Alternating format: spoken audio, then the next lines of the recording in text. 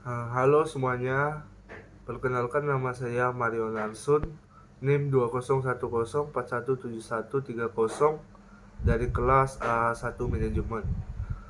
Di video kali ini saya akan membacakan ringkasan saya tentang strategi pemasaran dan penjualan produk mata kuliah Manajemen Pemasaran 2. A. Strategi pemasaran.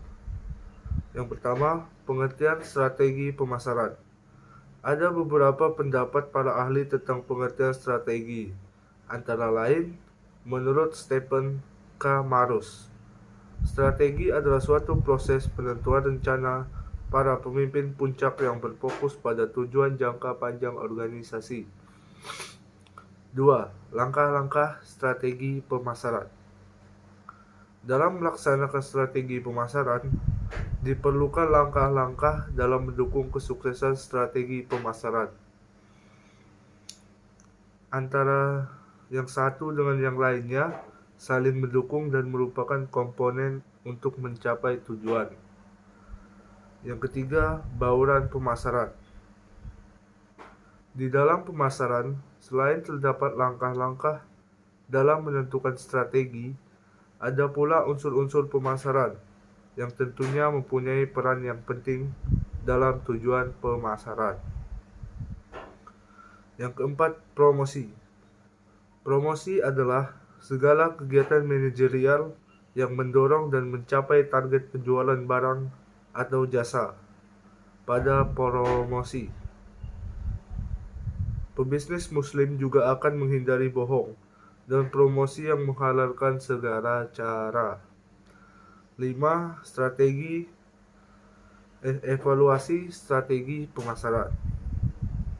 Perubahan-perubahan dari tekanan yang harus segera diadaptasi ke dalam lingkungan internal menjadi implementasi pemasaran. Membutuhkan pengembalian pemasaran yang merupakan suatu proses pengukuran dan mengevaluasi hasil dari strategi pemasaran dan perencanaan. Yang B. Penjualan. Penjualan adalah suatu kegiatan penghubung antara perusahaan dengan konsumen untuk merelasikan tujuan akhir pemasaran. Penjualan dapat dikatakan sebagai ujung tombak perusahaan dalam berperang di medan pasar untuk meraih kemenangan. Adapun alur dari penjualan yaitu sebagai berikut. Yang pertama, informasi.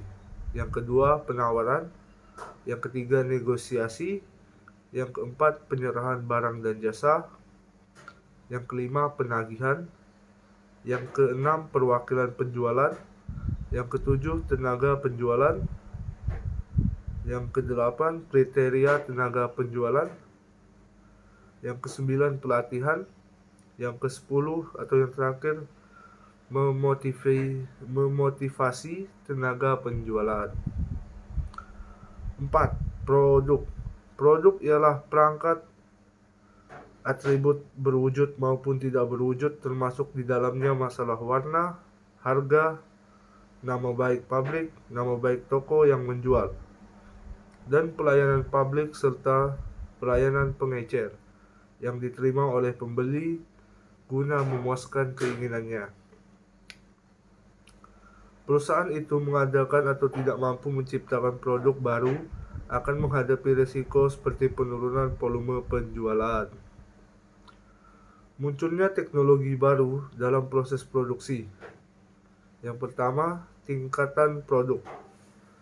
Sekarang ini orang-orang pabrik tidak lagi bersaing dengan produk yang dihasilkan, tapi lebih banyak bersaing dalam aspek tambahan pada produknya, seperti aspek pembungkus, servis, iklan, pemberian kredit, pengiriman, dan faktor-faktor lainnya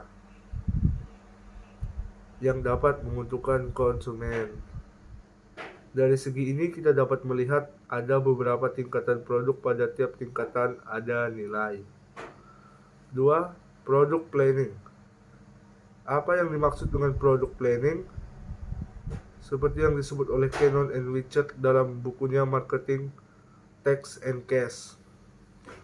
Planning adalah semua kegiatan yang dilakukan oleh pabrikan atau produsen dalam menentukan dan mengembangkan produknya, memperbaiki produk lama, memperbanyak kegunaan dari produk yang sudah ada, dan mengurangi biaya produksi dan biaya pembungkus. 3. Produk baru. Apakah yang dikatakan produk baru? Sebuah produk baru memiliki ciri-ciri sebagai berikut. A. Produk tersebut betul-betul merupakan inovasi baru, namun ada juga produk baru yang fungsinya sama dengan produk yang sudah ada. Seperti televisi, fungsinya sama dengan orang yang menonton bioskop. Plastik menyaingi barang dari kayu dan metal. B. Pengganti produk lama, tapi berbeda pemakaiannya, seperti instan kopi mengganti kopi yang biasa. Model mobil tahun terbaru berbeda dengan mobil lama. Demikian, pakaian model baru mengalahkan pakaian model lama. Yang C.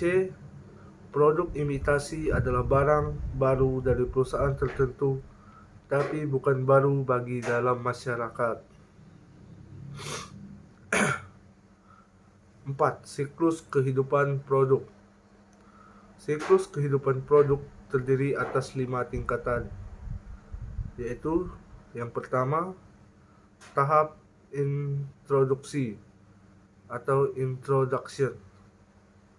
Yang kedua, tahap pengembangan atau growth. Yang ketiga, tahap kematangan atau maturity. Yang keempat, tahap menurun atau decline. Yang kelima, tahap ditinggalkan atau abandonment. Baik, sekian ringkasan saya mengenai materi strategi pemasaran dan penjualan produk. Jika ada kekurangan dalam video saya ini, saya ucapkan mohon maaf dan terima kasih.